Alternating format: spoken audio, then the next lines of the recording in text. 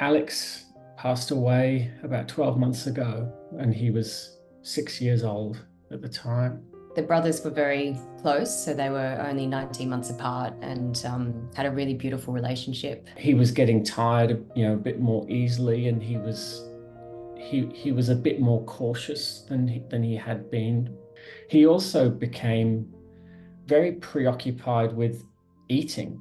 So he was always thinking about food and talking about food, but it turned out with hindsight, the part of the brain, because Alex's tumor was diagnosed in his thalamus, and the hypothalamus just underneath there is the part of the brain that controls appetite. 3 or 4 weeks into school, the changes became much more noticeable. Alex was struggling to walk downstairs. His balance was off. He had a couple of really long sleeps. He was very tired, and he developed a tremor in his left hand, which was really noticeable when he was trying to eat. And that's when we became worried enough to go up to emergency. It was quite quick once we were at the hospital. Just in that few days, I think the changes were starting to accelerate a little bit. They had done the CT, and it was very clear from the CT that he had quite a large tumor mass that was very diffuse. And they told us immediately that it was inoperable. And they kept him in hospital, and we waited another few days for an MRI. And actually it was the neurosurgeon who was very almost blunt with us and said that, you might get up to 2 years from here. And that was very shocking and sort of came from nowhere, even though we knew it was very serious. It's just, you're in the middle of a whirlwind at the time, and you really just are following the advice of the different teams who are treating. And so, initially Alex needed surgery to relieve the pressure that had built up in his brain. And then, like almost all other kids with the diagnosis, he started a course of radiation treatment. As you can imagine, it's a very, very difficult time for families. You're still just scrambling to really understand what's happening as well. Like, we didn't know really that there was such a thing as completely inoperable tumors. I always thought tumors sort of grew as a distinct mass.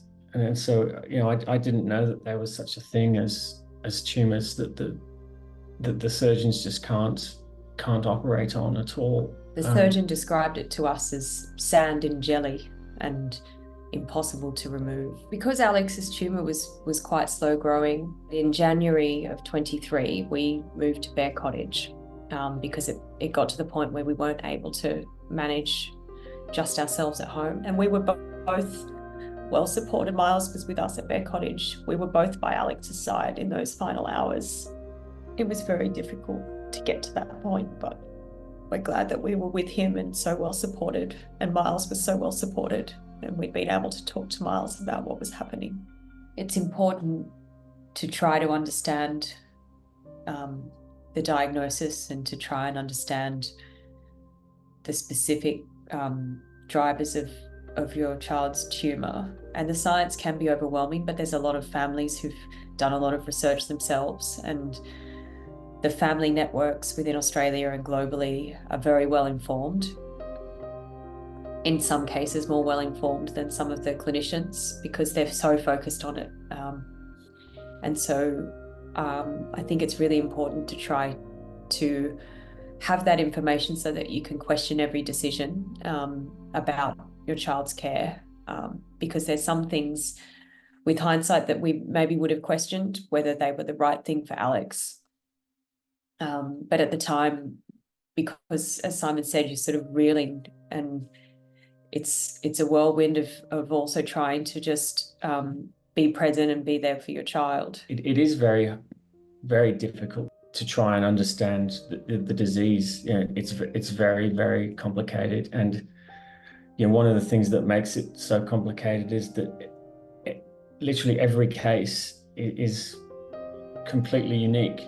And I think it's probably important to balance that hope and that sort of research with just being present as well, and accepting the diagnosis, because it is currently, universally fatal. I think if you can accept that, then it helps you to focus on quality of life, and it helps you to make the most of the very, very short time that you have left after diagnosis. Assistance, like mobility assistance, wheelchairs and chairs and beds and showers, shower tools, can just make life a lot easier when your child starts to lose that mobility and lose cognitive function. And it's really important to engage with those services as soon as possible.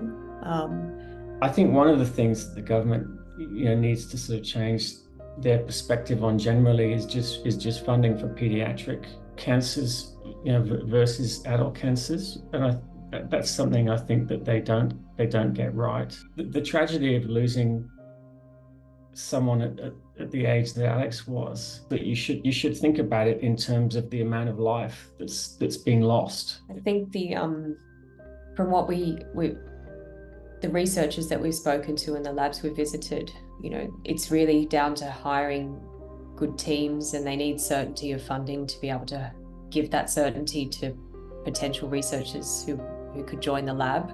It's not going to be one specialization. It does actually need a range of perspectives, so they need to have fairly sizable teams as well. There are a lot of promising emerging treatments that they need the funds to be able to carry on the work, and at the moment a lot of the researchers have to spend a lot of their time filling out grant applications and not focusing on the research, and